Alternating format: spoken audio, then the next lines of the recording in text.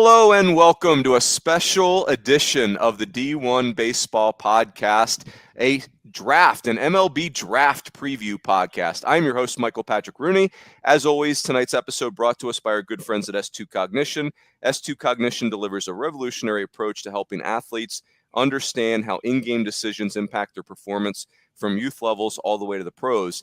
And S2 very, top of mind as we head into a draft, because that is some information that teams want to know. How good are players at making split-second decisions that can unlock their tools that are so heavily scouted? Now, of course, we brought in the big guns tonight for this podcast, and we absolutely had 2 1-1s in this draft. Like we had 2 top picks. So first of all, we've got the director of college scouting for D1 Baseball and PBR Prep Baseball Report, David Seifert, or as we like to call him, the director of credibility. We've also got the VP of scouting for PBR, Shooter Hunt. Gentlemen, how are we doing? It's great to see you. Good to see you too, Runes. Have a good night. Can't wait for this. All right, so boys, we got to start with some inane banter. Here's what I want to know. You guys, the draft is a very important day for both of you, for all of us. I feel like the next college season, which is what I really care about, doesn't start until the draft ends, right? Like right now, there's no 2024 college season. I have no idea who's playing, who's not playing. So here's the question. I'll start with you, Seif, and then go to you, Shooter. What are your draft day traditions, superstitions, routines? I'll start with this. When I was a young assistant at Arizona State and the draft was just starting to come online, we didn't even watch it together. We would lock ourselves in our own offices and just look at the computer and just start crying as Cody Ross is a 4th rounder, et cetera, et cetera. So, Seif, any draft day traditions, routines, how do you do it? Well, when I was working for a club, the routine was that was the one day you actually got to sleep in. Every other day you're up at 6 a.m. to the war room by 7:30, 7:45 at the latest. But draft day is the one day, first day of draft is the one day you can sleep in. But I don't tend to sleep in at home with 3 kids. So cup of coffee, kind of sit in the backyard, take it all in, and get ready for, the draft doesn't start till 7 p.m. So you kind of got to take it easy and just keep having coffee throughout the day, I guess. So tradition-wise, a lot of coffee. I like that. So, Seif, is the reason why you could sleep in because by that time, you've mangled your board so many times, like everyone's just over it? Or is it because the draft is at night and it's like, why are we getting up early for a pick that's not going to happen for 12 hours? Well, I think the usual, you're in there early every morning, but there's no reason to come in there by 7:45 when the draft is until 7 o'clock Eastern time. You know what I mean? So it's, and the draft board is all set. It depends where you're picking. Not much happens from I only cross-checked and was an area guy. So not really much happens on our level that night, the night before the draft. There's some things going on up top, depending on how you pick. And with, these maybe not pre-draft deals because they're illegal, but things happen. But on my level, it was everything was good to go the night before the draft. Oh, I love it. Shooter, how about you? What's your get up on draft day?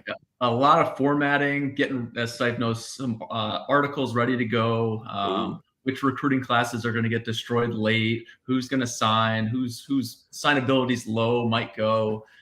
There's a lot of smoke that gets blown around our way where I think this guy's going here and he may not go. So entertaining a lot of agent calls and text in the early part of that, but really just trying to figure out what time the draft actually starts on TV is the key for me, as Seif knows, especially when I'm on the West Coast trying to figure it out. Oh, the time zones will get you. What about Shooter? Are you on Twitter on draft day? Or are you like, or during the draft, or try to stay off? Like, are you participating on Twitter or just reading tweets? No, definitely participating, especially for me, and has to do with your D1 stuff. The recruiting classes come into play. Like whose recruiting class is kind of getting torn up, who has a chance to save some guys, who's getting to campus. I'd expect it really in the next couple of days for some kids to withdraw their names from the draft. Which I'm sure recruiting coordinators are very excited about. I'll be very much glued to that in who's going to be the future of our college game, who's going to be the next superstar in Omaha. Let me ask you this question, Shooter, and Saif, if you have some input on this too. So like, I don't want to say this too negatively, but Dylan Cruz removed his name from the draft 3 years ago, and now he's going to be a top 5 pick. And I've always interpreted it as, hey, the agent and the player are getting information that says, hey, like you want to be a first round pick, or you value yourself as a first round pick, and that's not happening. So it's almost like a way to save face. Is it more complicated than that? Or like, am I reading that right? I think for a while it probably was, and it is a tough situation. You go through the whole spring, getting scouted, all these scouts are at your games, and then all of a sudden, if your number's too high, you just won't get drafted at all. And that can be embarrassing. But I think for a guy like Cruz, you're going to a rabid fan base at LSU, announcing something like that gets everybody kind of excited. I think this day of NIL, that was before him, but now moving forward, there's probably more NIL that has to do with that as well. Yep. Saif, did you ever were you still scouting when players started pulling themselves out of the draft, or had you not experienced that with the Phillies? There may have been a couple, and I can't recall their names, but no, it's by far much more the thing to do now than it was, 8-9 years ago. Yep. And that does make, like, the NIL thing is a whole new angle and world to this whole thing. So interesting. Shooter knows way more about it than I do. But I'm at the ballpark a lot too, and you hear things, and I just think it's going to have even more of an impact than people think at this point. I really do. Like a month from now, I'll be going, man, that was a lot more than I expected. Whether it's just guys returning to school or extra bonuses these guys got, or some of the numbers you're going to start hearing about what they got in NIL money to go to this school or that school. I think it's going to get crazy. Yeah, it's going to be interesting. Like there was a pitcher from Florida last year that I think was transferring to Ole Miss, and is it Pogue, Matt Pogue? I know Matt's not his first name, Nick Pogue. And somebody had used that example where Pogue signed for the 125 or whatever the minimum bonus is. And, like, you fast forward to this year, and a school like an SEC school where they have NIL money might say, hey, man, like, if the team's going to pay you 125, what about staying in school for 150? Like, whereas before, if you were a school and the kid got 125, it's like he gone, right? Like, Exactly. So yeah, that's interesting. Very cool. Hey, boys, let's jump in here. We've got some topics and some framework for this. So let's talk about 1-1. So it seems to me that there are 5 names that are the choices for the Pirates at 1-1. The 3 college players are Paul Skeens and Dylan Cruz from LSU, Wyatt Langford from Florida. Cruz and Langford are outfielders who hit. Skeens is, this generational pitcher, Mark Pryor, Steven Strasburg-esque. And then the 2 high school kids are Walker Jenkins from North Carolina and Max Clark, who is from Indiana. So, Saif, why don't I start with you? Why don't you take 2 of them, and then Shooter, you take the last 3. So give me your take on 2 of those guys, Saif. I'll go with Skeens and Cruz. I wrote a kind of a 1-1. Who would I take 1-1? It's up on the PBR website, Draft HQ, and I think it's going to go up on D1 here soon. But I just compared the 2, and I mean, both guys, you can't go wrong with either guy. And obviously, Shooter's going to talk about Wyatt Langford. I think that'd be another real good pick for number 1 overall. But I just compared college hitters to college pitchers, what the draft, what has happened in the past with those types, and just broke down each of the last 20-year drafts when a college pitcher or a college hitter went 1-1, and basically the end result. And I know every draft is different, every player is different. I do get that. But at the end of the day, it seems like taking a college pitcher 1-1 has paid off more in the end for teams just winning ball games, or for that player in particular to have a better career. It's not drastically different, but it's different enough where, hey, if I'm flipping a coin and it's 50-50, I'll take the pitcher. And so I went with Skeens. Got it. Go ahead, Shooter. I think the generational level of Skeens is on something different. I think Kyle Peterson talked about, like, he's the best college pitcher he's ever seen. And hearing him say that, and we had believed it for a while, Saif, when we moved him number 1 on our board, it's tough to pass him up. I'll tell you that. Hey, Saif, is it, and for you too, Shooter, I've always, like, people ask, like, Cruz is an awesome player, clearly, right? But Skeens, like everybody hit this year, right? Like the offense in college baseball was crazy this year. And Skeens did what he did in like, it's like driving into a storm, right? Like that's what Skeens did this year. And like, for me, I meant it. Like it's Mark Pryor, it's Steven Strasburg, where your level of dominance is so much greater than everybody else's. Is the reason teams would shy away? Let's forget signability for a second. Is one of the reasons a team would shy away from a pitcher at 1-1 because if a pitcher gets hurt, you're screwed? Well, maybe not in today's modern medicine, but if a pitcher gets hurt, you feel like you might be screwed. But position players don't really suffer career-ending injuries. Is that why, or is that not the way people think anymore? I just think there's more safety. I think, the injury factor is one, but I think at the end of the day, though, too, if you do look, and like I said, I broke down the last 20 years drafts, position players age quicker. So like a pitcher, an established pitcher age 35 is going to have a less fall off from age 25 to 35 compared to a college hitter. That's just kind of how it's went. So that's, again, just another reason I sided with the pitcher. But I mean, like back kind of what Shooter was saying, like Skeens he is so good. And he did it in the SEC, like you said. And what people don't realize too, and when you watch all the games that we watch, the SEC strike zone is probably 2 inches up, down, in and out smaller than any other strike zone out there. And he put up those ridiculous numbers with basically a hitter strike zone. So it just makes it more unbelievable.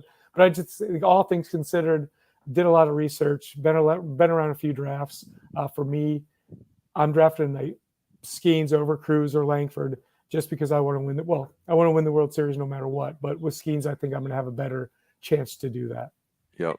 Roots, it takes a lot for me to say to take an arm at 1-1. I'm usually along the line of attack pitchers in volume, get them late, put them together, almost like a not just like it, but like a running back in football. Sure. Get a bunch of them, put them in the system. We can get some value out of that with a guy like Jacob deGrom, getting them late, guys like that. But Skeens was just so good and so dominant. Like you said, in the year where hitting was up, he was must-see TV. Every time he pitched, Friday night, Thursday, whatever it is, Ben McDonald on the call, I needed to be watching that game because Paul Skeens was that good. But Cruz not too far off there. We had him at 1 for most of the year. He and Langford moving into Langford, who I think he continued to make a tough decision for those Pirates at 1 with what he did there in Omaha, especially late. That last impression that he left was absolute dominant. And he could really turn the ball. I think Cruz, there's been some talk recently, can he pull the ball? They showed up that graphic. Was he hitting home runs to the pull side in the SEC? What is he going to do? Now, teams are going to try to devalue him. You can't devalue Dylan Cruz. Keep him up there. There's nothing wrong with that kid. And he can play center field, whereas Wyatt's not much of a defender. The bat is definitely there from Wyatt Langford, for sure. Now, from the high school aspect, how much do you know about Max Clark, Runes? Yeah, I saw him at the. I've seen him at a couple of the big events. So I know just like a rudimentary, knowledge of him. There has never been a player like Max Clark, and he has kind of set what the future will be going forward. With regards to social media, the attention has been on him. He has invited it, has not shied away, and he has performed with that. There's no kid that plays harder than him. It's a 5'2" guy, can play center field, big arm strength. He was up to 97 from the left side on the bump, can really hit. I just can't get over the fact that nobody plays harder than him. Downhill at all times. He's a threat to get a single and a ground ball to shortstop. And it's alluring, the amount of people that show up to watch his games at Lake Point or any facility at all. Max Clark's playing. Area code, Max Clark's in the game. There were random USD students coming down to watch him. Awesome. But he has that type of allure to him, so he's going to get into an organization. People know who he is, and I don't see him slowing down. And then Walker Jenkins, who's kind of built like Paul Bunyan. Square shoulder, about 6'4", 6'5", as blue collar as they come. One of those guys where no batting gloves. He's calloused up. The game ends at 11 o'clock at night. He's taking BP at 11:30 to 1 with his dad. But he can really hit, heavy barrel. I don't think you can go wrong at 1 with either of those two in any other year. right now, I really don't think you can go away from Skeens from our standpoint. But if they go anyway, the Pirates have done a good job.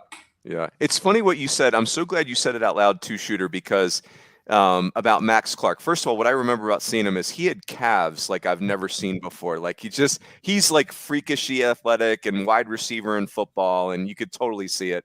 The thing I can't see is a high school football player trying to tackle him. That's the part I couldn't visualize. It seemed like it wouldn't end well.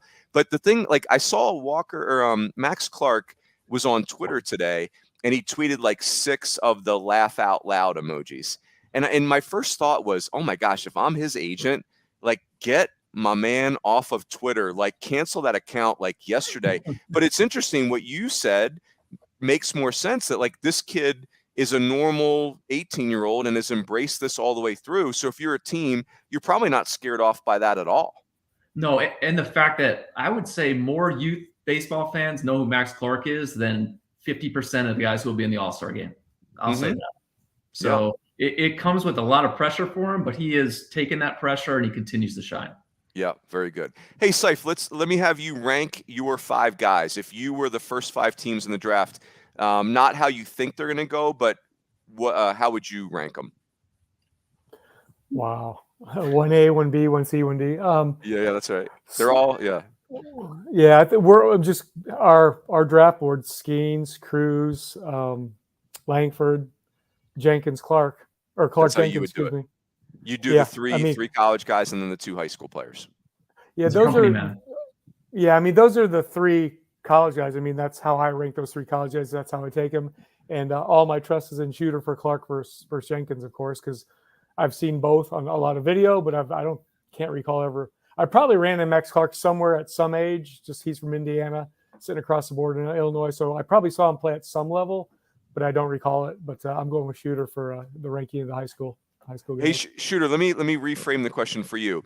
Of that order, Skeens, Cruz, Langford, Clark, Jenkins, what's the hardest decision in there? Like, which is the one that you're like stuck on? Like, if that makes sense, the shortest difference between the 2.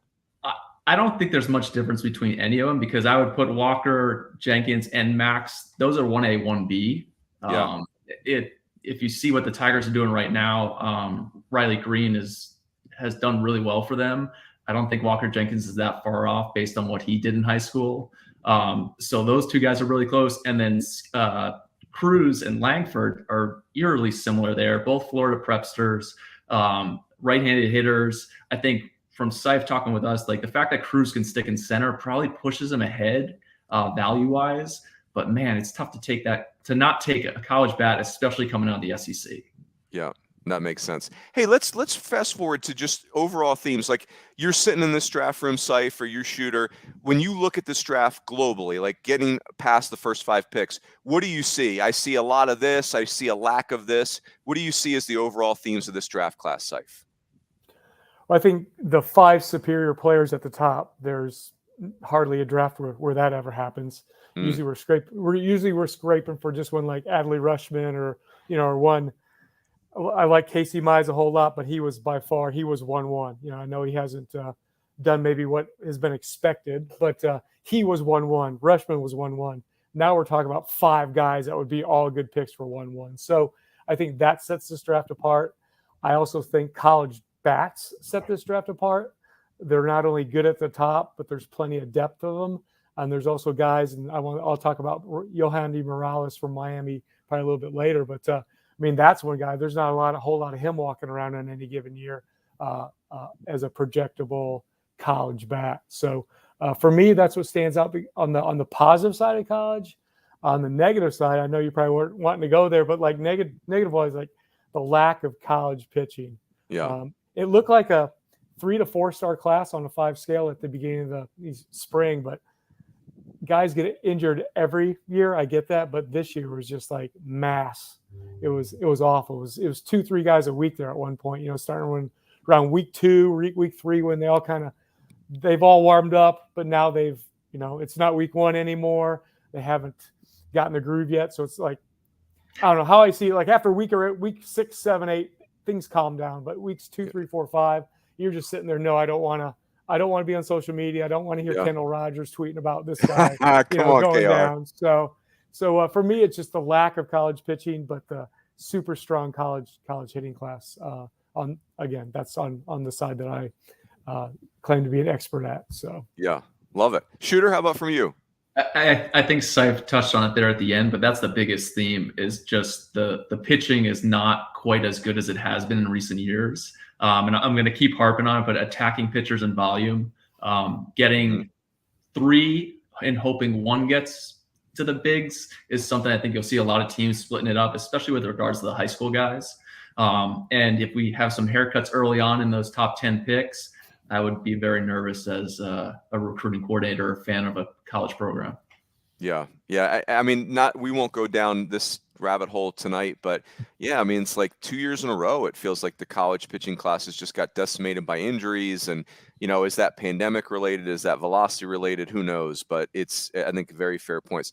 Hey, boys, let's transition to this part of the conversation. So, I'm going to couple 2 topics. One is like who are our favorite players, our sleepers in rounds 3 to 5, and how does that impact recruiting classes?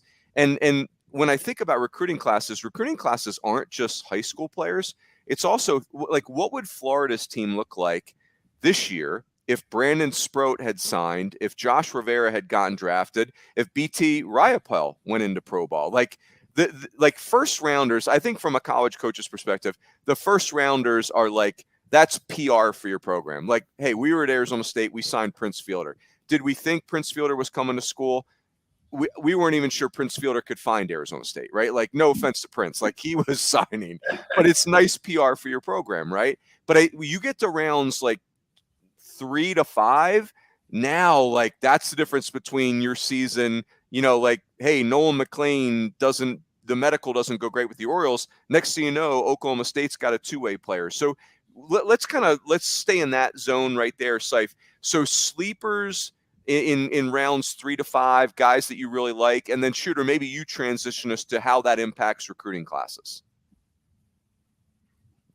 All right. Well, I'm going to go with, I saw him maybe in week 5, week 6 at Oklahoma, Stanford lefty Quinn Matthews. And this is the way before his, 256 pitch regional outing against Texas. No, I think it's more like 156, but yes, 156. 56 was accurate. But yeah, at that time, I was like, oh man, I would just love to take this guy in the 3rd round. I know he's a 4th-year player, Stanford senior, has a year of eligibility left. But when I saw him, I was like, man, lefty with feel, with a low 90s fastball, slider, breaking ball, changeup. Man, he could really pitch. He's competitive.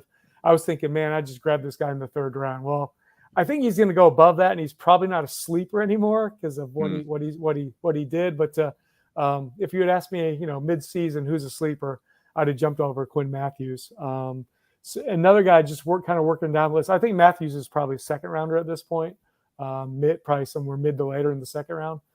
But another guy I saw around week 7 or 8, and at that time, I think the industry kind of saw him as maybe later in day 2 type of guy. Definitely not a day 3 guy, but just say mid to later day 2 is Brock Vredenberg, first baseman from Michigan State.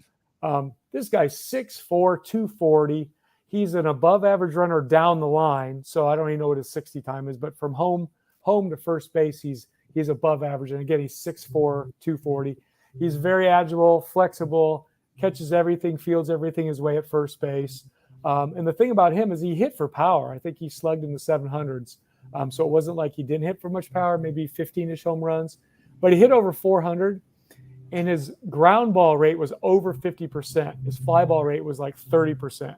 Wow. So when he adjusts his swing just a little bit and he starts, get a little uphill, hit the bottom of the ball, just like, everyone's teaching and doing now, I just think the sky's the limit for him. He's just and again, he's 6'4", 240. So the power's in there. It's going to come out with more development, but he's definitely a sleeper for the general baseball fan, draft fan. He's not a sleeper in the industry. I mean, he's been well cross-checked and everything now. But Brock Vredenberg, Michigan State. And then my last one, and I liked him all year. I don't know what week I saw him in. He was a closer for West Virginia. So probably, closers, you're starting about the fourth round for really relievers. Late 4th round for college relievers is kind of the, where those guys start really coming into play, unless they're just super off the charts in the draft years. Kind of a poor year, like Nick Birdie. I know Nick Birdie was a first rounder. There's been other college relievers going first round, but generally it's 3rd, 4th round. So Carlson Reed at West Virginia, and I know this is real recent. You don't just judge it off a small sample size, wanting to hear whatever, but you put the whole picture together. He was, before I came on, I was watching the Major League Baseball Draft League All-Star game, and Reed was the first pitcher in for one of the teams. He was throwing 3 pitches for strikes, had an average to above average changeup to go with a 60 slider, and he's throwing 94 to 97. So athletic guy, 6'4", the arm works, delivery solid. So just by the fact of he's showing he can start and has more starter traits than maybe he was able to show at West Virginia all year, I think he's gonna jump up there. Maybe a 3rd, 4th round guy, but I think he's gonna jump up as kind of a sleeper and say it's gonna be the 2nd round. Someone's gonna take him and be like, oh, who's that? So those are my 3 guys. So sorry for the long-windedness there, but that's what I got. That's what I got. One thing on our top, so when you think about 3rd to 5th round, Seif, so when I look at our D1 Baseball top 150 for the college players only, if I was trying to equate that to the 3rd round, like maybe players ranked number 50 and below, is that kind of like, do you kind of cut it in half because you have to account for high school players? It's close. I just kind of based it on the average of the last 3 years. So when I went through to answer your question directly, what I have as a 3rd round is college rankings, and the college ranked 55 through 77. Okay, so 55 and down. Yep. Yeah, anybody ranked 55 to 77, I would have a college player in the 3rd round. So got it. Cool. Very good. Shooter, so now take us more to the high school side. Obviously, draft day is a tricky day for college coaches. Like you develop relationships with these players, and when it's like the ultimate paradox of emotions, right? The player gets drafted and like your heart sinks out of your chest because it's like, oh, there goes 3 years of hard work. And then you're half thrilled for the kid because you love these families, right? Like you've become very close with them, but still my heart is on the floor. Like it's still like it sucks. So anyway, tell us some recruiting classes that you think like the 3rd to 5th round, like it's going to make or break these groups. Well, Runes, I would say half being excited for the kid is probably not like that. It's probably more 90-10, hard on the ground. Oh yeah, for this kid. I was trying to be generous. And I was going to go into Seifert 3rd to 5th round. I was going to pander to the SEC crowd. I think Hunter Owen, any of those injured guys will be great 3rd rounders if they get there. And Sean Sullivan. I was going to pander to all the big schools. Well done. That's where your volume of pitching right there. You could pick up a bunch of arms right there. I see you working, Shooter. Guys, get them in. Most teams at this point, if you're hurt, they can fix you, and they just move on from that. They just look at it as a discount. But recruiting class-wise, I mean, everything starts in the SEC, right? It just means more. The recruits, and it's showing, especially with this NIL, it's coast to coast. Guys just are not stopping. I think Vanderbilt's probably at the top, has the biggest risk. A lot of the guys are assumed to be gone, right? Max Clark's committed to Vanderbilt, similar to Prince Fielder. Nobody will ever know that unless they come on a podcast in 20 years or so. But they do have some other guys, some auxiliary pieces in that Vanderbilt class that could get to school, like a Braden Holcomb, Florida kid, big power. You want to get on campus. I look at RJ Austin from this past year, was a guy who, hey, we think he's going to get drafted, going to sign. He doesn't. He comes on, has a nice freshman year, shows some big stuff. Andrew DeCanich was a guy who took his name out last year. But I'm looking at Vanderbilt's class here where they probably have 10 to 12 guys in our top 100.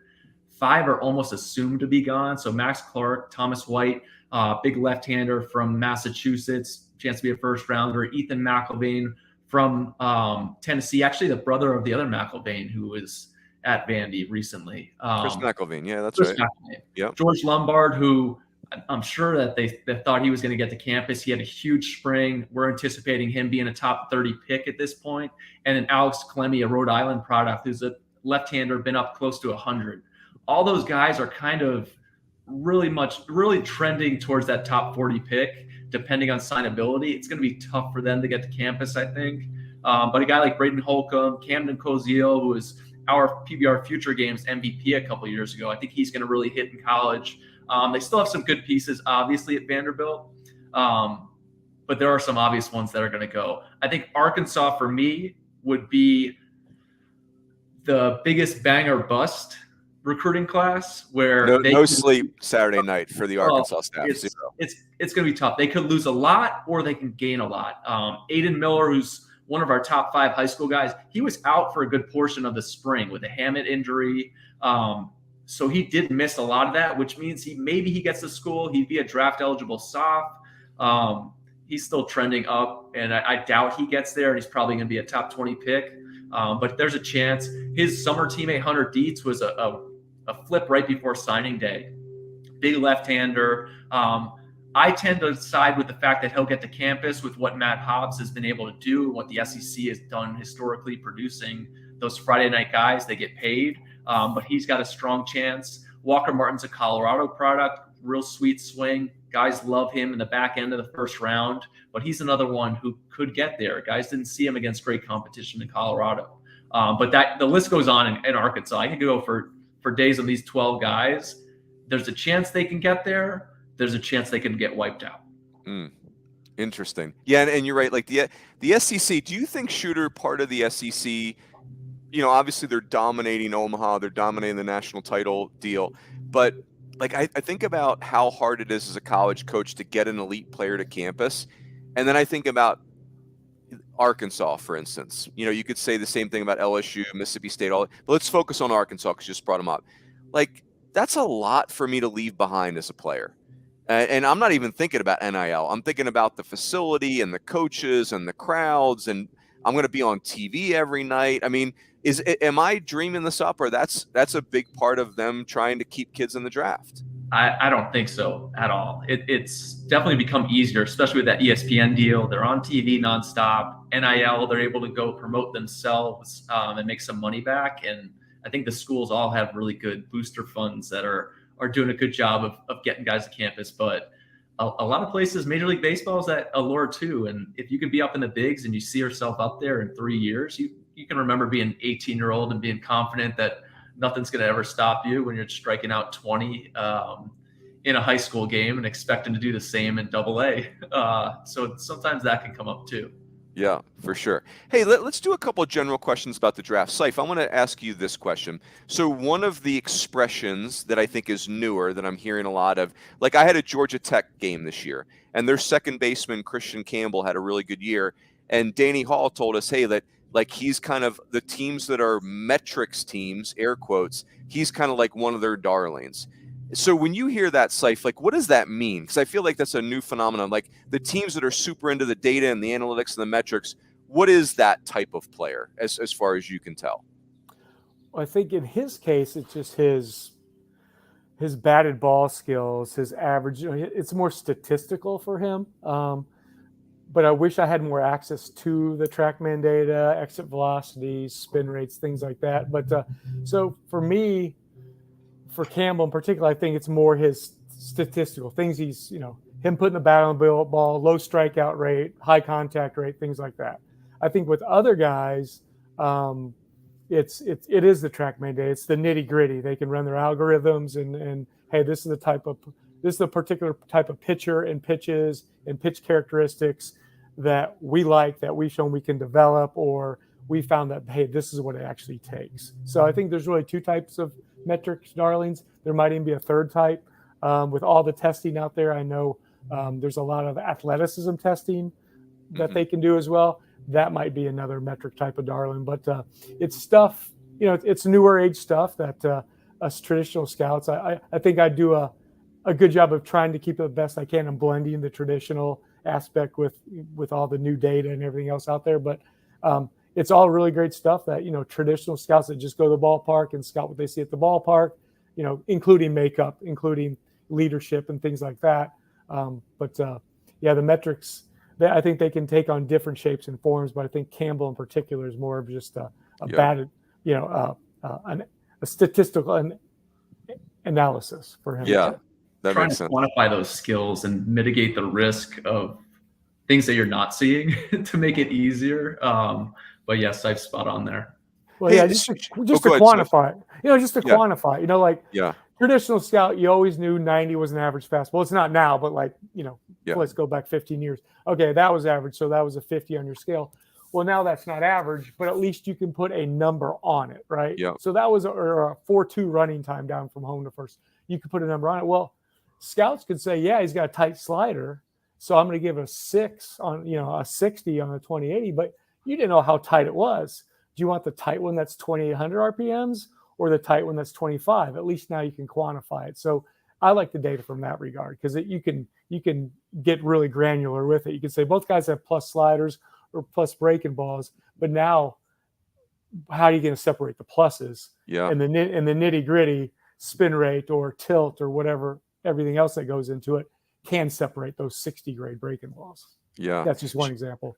Sure. Let me follow up with you on this. Like, I feel like, contact rates, like there's some teams that just, if a player's, got a certain swing and miss rate there, or a contact rate that's not good enough, that's like a walk away for them. Exit velocities. I feel like I've heard Jacob Wilson, the shortstop at Grand Canyon, dinged for, even though his contact rates are, not even human, they're so amazing. And he did hit for good power last year. You got to account for the whack, but his exit velocities might be something that scare a team off.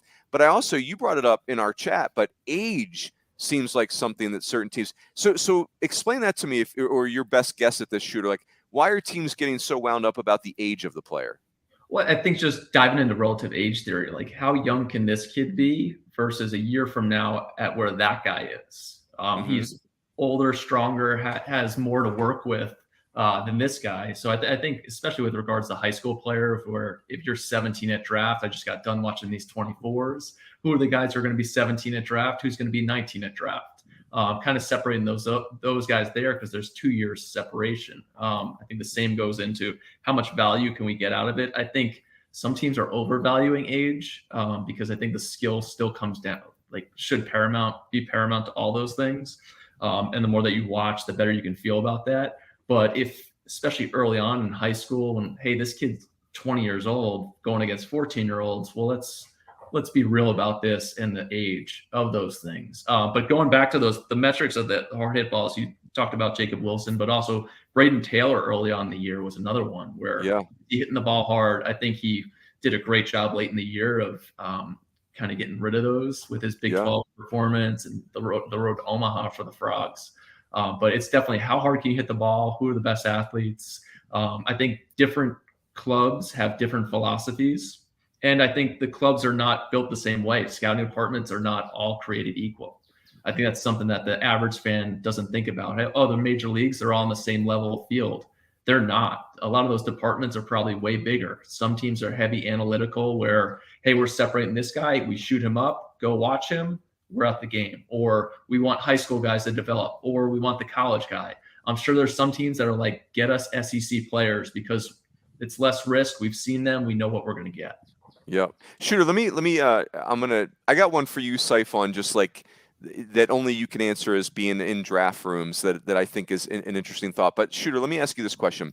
So the baseball draft, as we've alluded to, is not like the top 30 players go 1 through 30, right? Signability and what different teams are trying to accomplish. You just kind of touched on that a little bit. So if I'm an amateur watching this draft, an amateur draft watcher, if you will, let me set you up with this. The Pirates, the slot value for 1-1 is $9.7 million.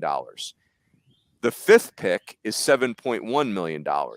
So if I'm Walker Jenkins and I feel like I'm probably going fifth, and the Pirates, and that would be 7.1 max, or that's the value, and the Pirates come to me with $8 million to go 1-1.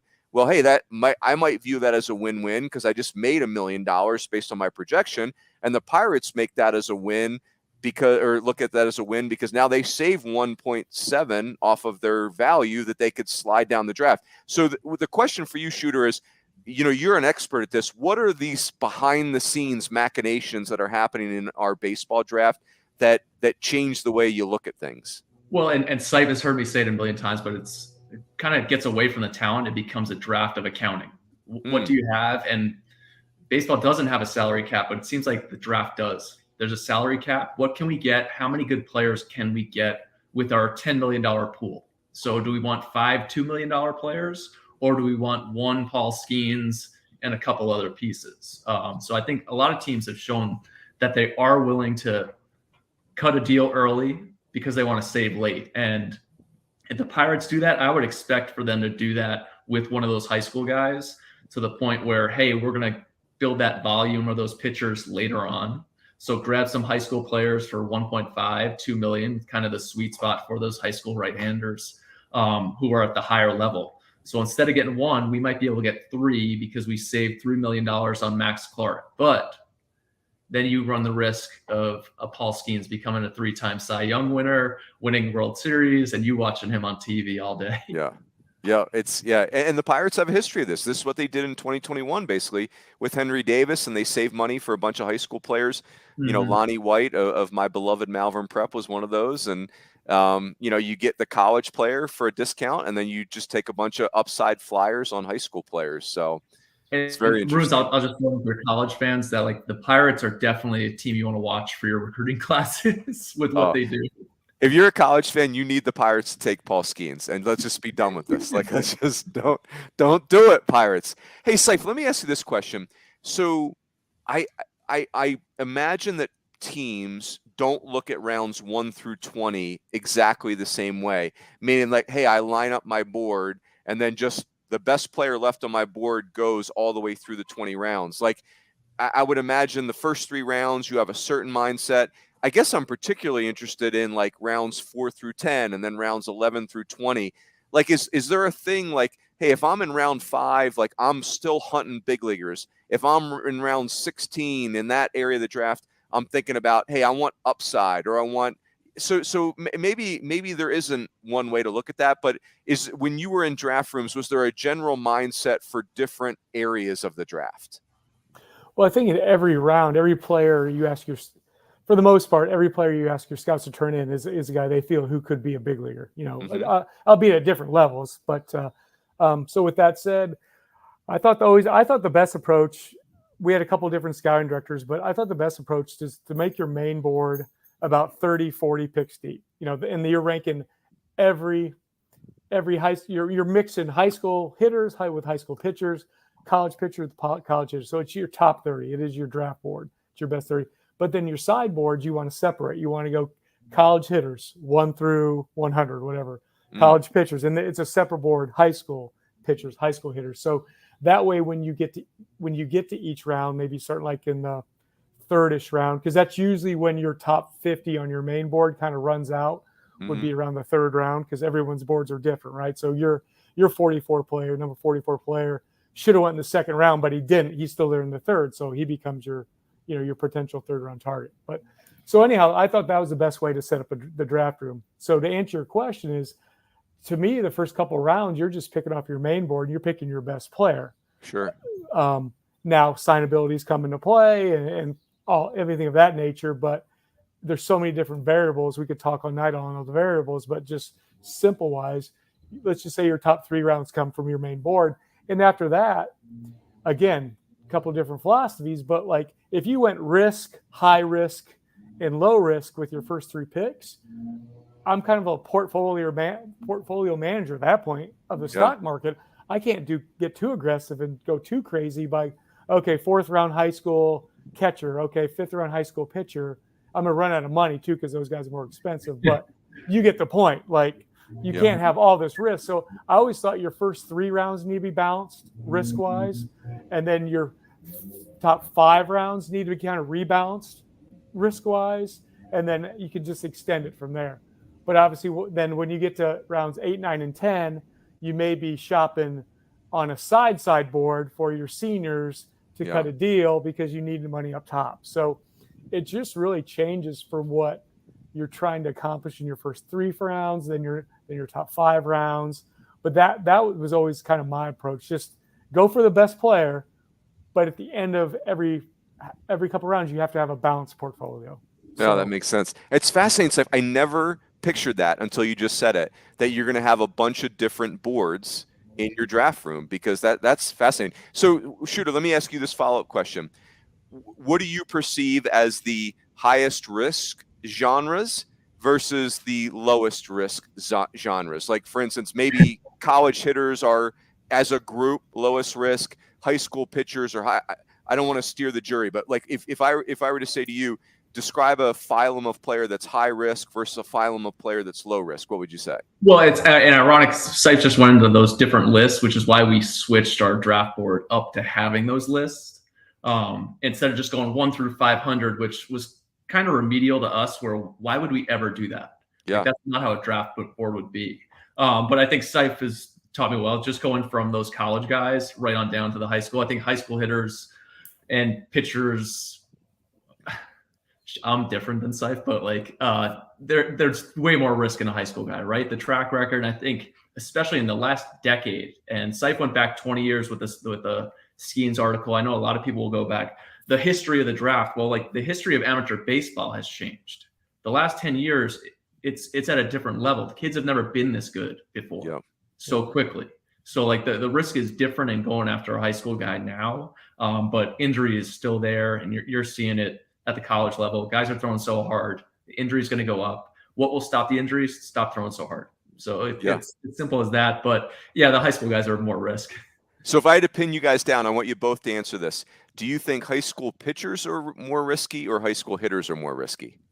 Oh, pitchers by far, just because of injury, not because of How about take injury out of it? How about by performance? It depends where you're picking in the draft. Early on, I think those hitters are fine. I think still as a whole, the pitchers would be more risky.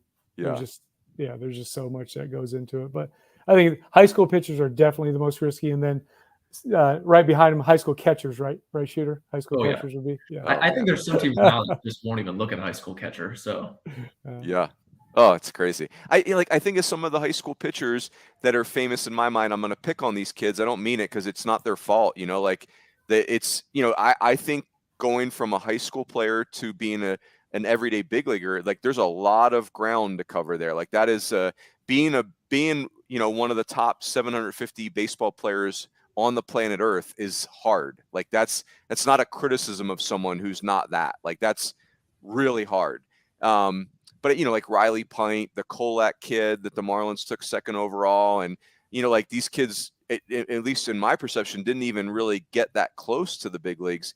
And it's just like, it's not like these teams went out on some crazy plank to take them, right? Like these kids were at the top of everybody's board.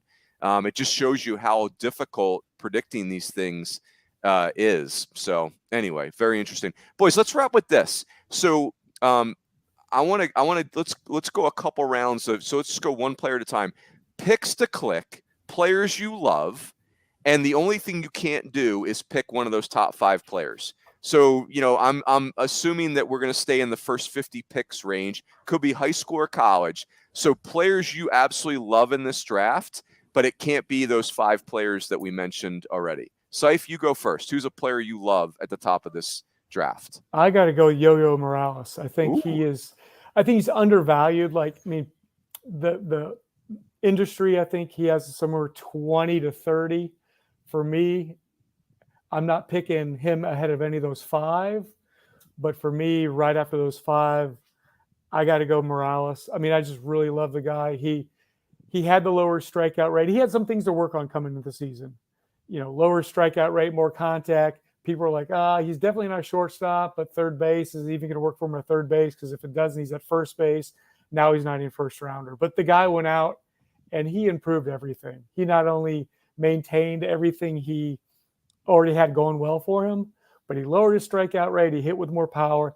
And darn it, he is a gold glove caliber guy at third base with a 60-65 arm, and he's a 65 athlete. He looks like a young A-Rod. I mean, the guy is ridiculous. So he would be my pick if I'm picking in the top 10. Let's say I'm picking 6. He would be a guy I'd strongly consider and probably take. With that said, though, my balanced portfolio, I need to go a little less risky second round, third round. But Yo-Yo is my guy. I love that. Shooter, was he team elite or was he elite squad? He was on one of those 2 travel. It was probably elite squad because he's down there in Miami. Yeah, that's right. I remember seeing him in that thing, and the nickname Yo-Yo. I mean, what's not to love? So very good. How about you, Shooter? Top of the board, pick to click all time, or like a fave? I'm probably the highest in the entire industry on this guy, but a big left-hander from IMG Academy, Cam Johnson. He's actually from Maryland, LSU recruit. It's probably the closest we've seen to a CC Sabathia type coming out of high school. Now, he doesn't have CC slider yet, but the fastball is a unicorn fastball up in the upper 90s, 98, 99. It's darn near 2,800 RPM. It's crazy metrics. I don't usually pull the TrackMan data, but I did pull the TrackMan data for him because it was that special. Really good athlete, big physical kid, can repeat. I'm a huge fan of his. He's another one of those metrics guys where it's a lower slot. There's some uncomfortability to what he does. Some guys maybe think the delivery could be a little cleaner, but I look at it, say that's uncomfortable at bats, let him go. But you said committed to LSU? He's committed to LSU, yep. Yeah, he gone. All right, so we'll do one more round. I'm going to do one too. Give me Nolan Shanuel. You know, he's the first baseman, maybe left fielder from Florida Atlantic. You know, of course, I'm hashtag not a scout, right? Like clearly, but I just can't get over Nolan Shanuel this year had 71 walks and 14 strikeouts.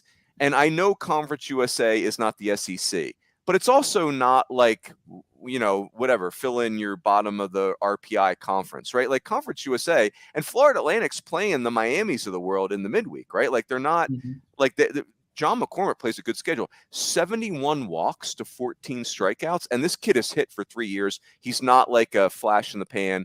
So I just, you know, who knows what happens, but Nolan Shanuel, you have my full attention with those numbers. Seif, go ahead. Let's go round 2 here. Well, I'm picking twice in the second round, just so you know. That was on my draft pool. So I get 2 pots, 2 picks.